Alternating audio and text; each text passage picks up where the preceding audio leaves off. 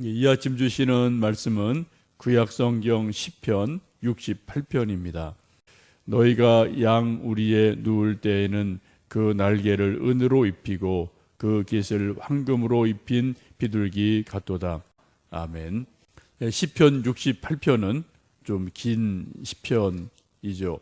35절까지 있습니다. 많은 내용을 담고 있는데 오늘은 그 앞부분을 보고 있습니다. 전체 내용을 보시면은 크게 모세가 출애굽하는 과정, 또 시내산에 머물 때 하나님이 임하심, 또 다윗에 이르기까지 아주 긴 세월을 이 시편 68편이 담고 있습니다. 그때 하나님이 어떻게 인도하셨고, 하나님이 어떻게 역사하셨고, 또 어떠한 모습으로 이스라엘 백성들에게 하나님을 나타내 보여주시고 계시하시고 은혜를 주셨는지, 어떻게 이끌어 오셨는지, 이런 것들을 지금 다양하게 말씀을 하고 있습니다. 하나님이 어떠한 분이냐, 여러 가지로 오늘 본문에 말씀하는데, 원수들을 흩으시는 하나님, 또 의인들은 하나님 앞에서 기뻐 뛰놀도록 자비를 베푸시는 하나님, 이러한 분으로 오늘 성경은 말씀합니다. 4절을 보시면 그렇게 말씀하죠. 하나님께 노래하며 그의 이름을 찬양하라. 하늘을 타고 광야에 행하시던 일을 위하여 대로를 수축하라. 그의 이름은 여호와이시니 그 앞에서 뛰놀지어다. 하늘을 타고 광야에 행하시던 하나님이라고 말씀하죠. 이스라엘 백성이 출애굽하고 광야를 지나갈 때 하나님께서 불기둥과 구름기둥으로 인도하셨음을 지금 잘 보여주고 있습니다. 7절, 8절도 비슷한 말씀인데요. 우리 한번 7절, 8절 읽습니다. 하나님이여 주의 백성 앞에서 앞서 나가사 광야에서 행진하셨을 때에 땅이 진동하며 하늘이 하나님 앞에서 떨어지며 저 신의 산도 하나님 곧 이스라엘 하나님 앞에서 진동하였나이다 라고 말씀을 합니다.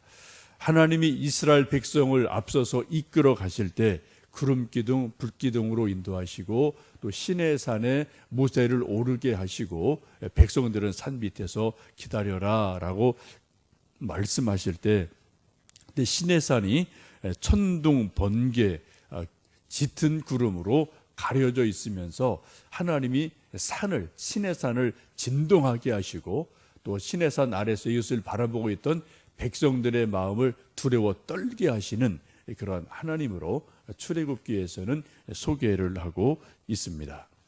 하나님의 거룩함이 천둥, 번개, 또 깊은 구름으로 나타나실 때 그때 백성들이 두려워서 떨었다. 신의 산이 진동했다, 흔들렸다, 이런 말씀을 하고 있습니다.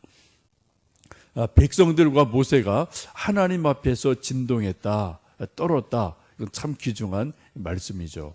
우리 인생을 살면서 누구든지 인생의 두려움으로 인해서 하나님을 경외하는 깊은 두려움 때문에 인생이 떨어본 사람들이 있어요.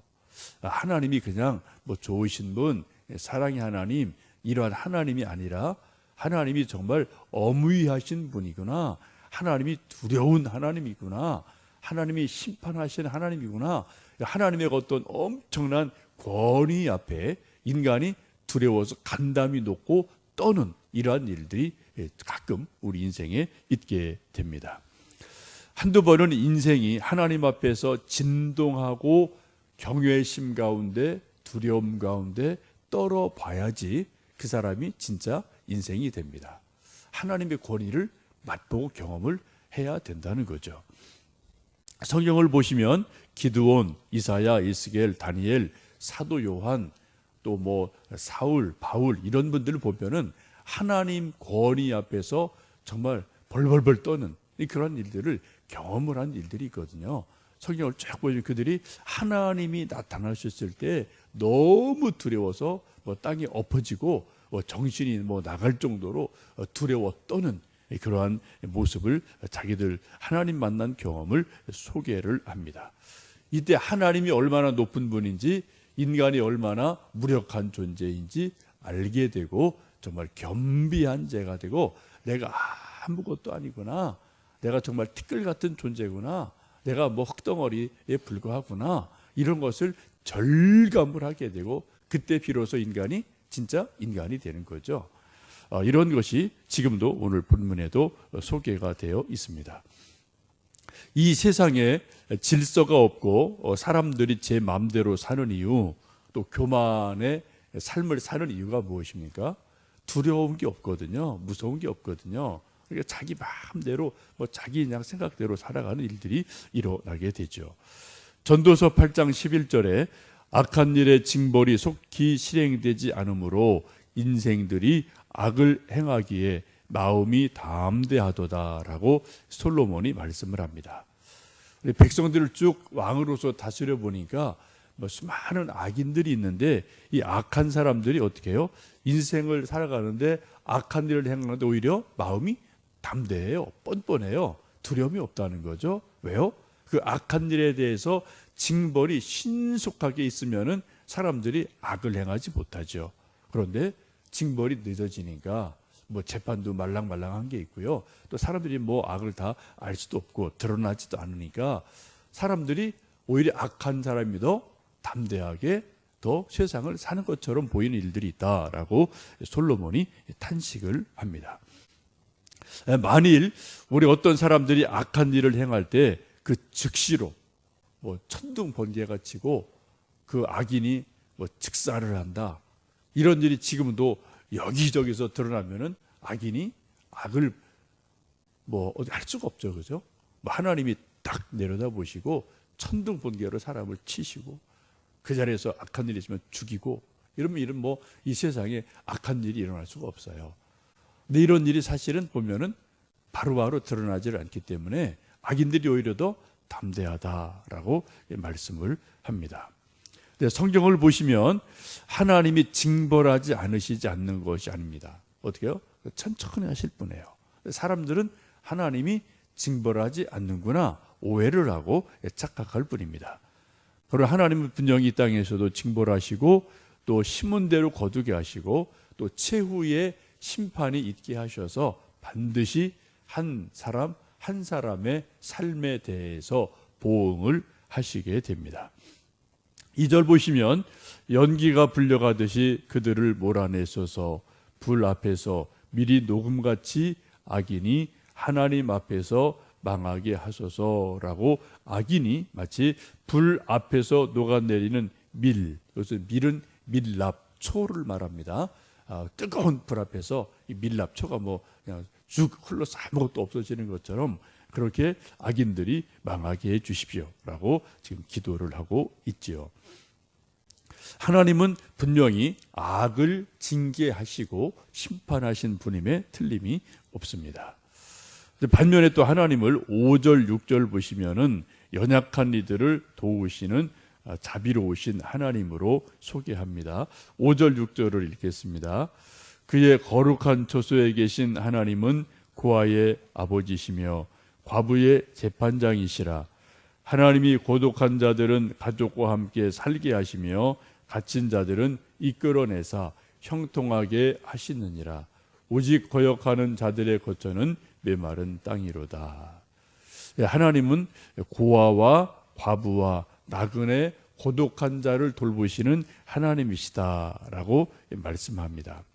이 고아, 과부, 나그네는 구약시대의 약자, 소외된 자의 대표적인 사람들이죠. 이런 사람들은 세상에서 늘 무시를 당합니다. 돈도 없죠, 권력도 없죠, 가족도 없죠. 그러니까 늘 무시당하고 아주 어려운 삶을 사는데, 그래서 성경에서는 하나님께서 이러한 약자들을 돌보시는 하나님이시다라고 말씀하고요.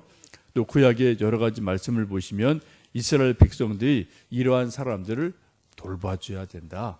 꼭 이 사람들을 외롭지 않게 챙겨주어라. 이런 말씀을 아주 많이 하고 계십니다. 이스라엘 백성들이 그런 돌봐줄 의무가 있다는 거죠. 이런 것은 오늘 우리 교회도 마찬가지고 우리 믿는 사람들이 마찬가지입니다. 이 주변에 지금도 고아가 있고 과부가 있고 또 고독한 사람이 있고 외로운 사람이 있고 버려진 사람이 있고 다 이런 사람들이 있는데 이런 사람들을 교회가 돌봐줘야 될 의무가 있죠. 특히 우리 한국 상황에서는 탈북자들을 한국 교회가 더 품어줘야 되고 또 위로해줘야 되고 돌봐줘야 될 귀한 사명이 있습니다. 이것이 좀 얼마나 되는지는 모르겠어요. 하나님의 마음을 가지고 이런 약자들을 돌볼 때 하나님이 생각하시는 하나님의 나라가 이 땅에 이루어지게 됩니다. 우리도 오늘 또 매일매일 살아가시면서 우리 주변에 약자가 누가 있나 하나님의 눈으로 살펴보시고 우리가 할 수 있는 형편 안에서는 좀 그들을 돌보아주는 그런 사랑의 손길이 필요한 줄 압니다. 몸이 약한 분도 있고요, 또 마음이 약한 분도 있고요, 뭐 경제적으로 약한 분도 있고요, 신앙적으로 약한 분도 있고 여러 가지로 약한 분들이 예나 지금이나 있게 마련이죠. 대개 인생을 보면 믿음 생활을 잘할 때가 건강하고 잘 나갈 때보다는 연약하고 병들고 가난할 때 그때 사람들이 더 겸손해져서 하나님을 더 찾게 되고 만나게 된 일들은 분명히 있습니다. 예수님도 수고하고 무거운 짐진 자들아 다 내게로 오라 내가 너희를 쉬게 하리라고 말씀하시면서 또 약한 사람들을 초청하시는 것을 봅니다. 우리도 이웃 사람들에게 전도할 때 사람들이 막 잘 나갈 때 승승장구할 때는 예수님 얘기해도 그 사람들 듣지도 않아요. 예수님 필요하지 않거든요. 근데 병들고 가난하고 힘도 없어지고 여러 가지 나이 먹고 하면 이제 그때 비로소 내가 별로가 아니구나 이런 것을 느낄 때 그때 비로소 하나님이 필요하고 또 예수님의 말씀이 필요한 것을 보게 됩니다. 여러분 전도할 때는 오히려 우리 주변의 사람들이 잘 나갈 때보다도요 그분들이 약할 때, 외로울 때, 힘들 때 그때가 오히려 복음 전파하는 귀한 기회인 것을 아시고 좀 그런 분들을 우리가 참 영육간에 돌보아 주시기를 바랍니다. 이 귀한 하나님을 여러 가지로 지금 말씀하고 있는데 오늘 13절에서는 이 하나님을 상징적으로 한마디로 그렇게 말씀을 합니다. 우리 13절 말씀을 읽어 보십니다. 너희가 양 우리에 누웠을 때에는 그 날개를 은으로 입히고 그 깃을 황금으로 입힌 비둘기 같도다. 우리 인생을 비둘기같이 비유를 하시면서 이 평범한 비둘기를 하나님께서 은혜를 주시면 어떻게 해요? 은 날개를 단 비둘기 같이 된다. 황금 깃을 가진 비둘기 같이 되리라고 말씀합니다. 별로 중요하지 않은 비둘기 한 마리, 연약한 비둘기 한 마리를 하나님이 은총을 주시면 은 날개를 달고 하늘을 날게 되고요. 황금 깃을 입은 채 번쩍이는 황금빛을 번쩍이면서 하늘을 날아가는 존귀한 존재로 아름다운 존재로 만들어 주신다라고 약속을 하고 계십니다. 한번 여러분 황금 비둘기를 상상을 해보시면 어떻겠습니까? 우리가 지금도 새 비둘기 오며가며 가끔 볼 수 있는데요. 비둘기 한 마리가 저 황금빛을 번쩍이면서 온 몸이 황금으로 전체가 뒤덮여 있는 그런 비둘기가 하늘을 쫙 날고 있다면은 그 모습이 얼마나 아름답고 또 존귀하며 또 햇살의 그 황금빛이 얼마나 반짝거리면서 빛을 발하겠습니까? 성경을 보시면 은을 단련한 것처럼 또 정련한 금처럼 이런 말씀들이 많이 나오죠. 은과 금은 번영을 말하고요, 순결함을 말하고요, 고귀함을 말하고요, 또 성숙함을 말씀하기도 하죠. 그래서 성전을 금으로 싸기도 하고 욥기를 보면은 고난을 당하면서 내가 단련을 받은 후에 정금같이 나오리라라고 또 자기의 영혼이 정금같이 될 것을 소망하기도 합니다. 오늘 13절 말씀 보시면은 하나님 앞에 있는 인생들을 하나님께서 은혜를 주셔서 은으로 날개를 입혀주시고 그 깃을 황금으로 덮어주셔서 황금 비둘기같이 만들어 주신다라고 약속하고 계십니다. 여러분 우리 인생이 또 우리 아들, 딸들이 황금 비둘기 같은 존재로 변화될 수 있음을 믿으시고요. 또 하나님이 그렇게 우리를 만들어 주실 뜻이 있으심을, 권능이 있음을 믿으시고, 하나님 내 인생을 황금 비둘기 같이 진실하게 해 주십시오. 또 빛나게 해 주십시오. 존귀한 자가 되게 해 주십시오. 기도하는 복된 하루 되시기를 원합니다. 함께 기도하겠습니다.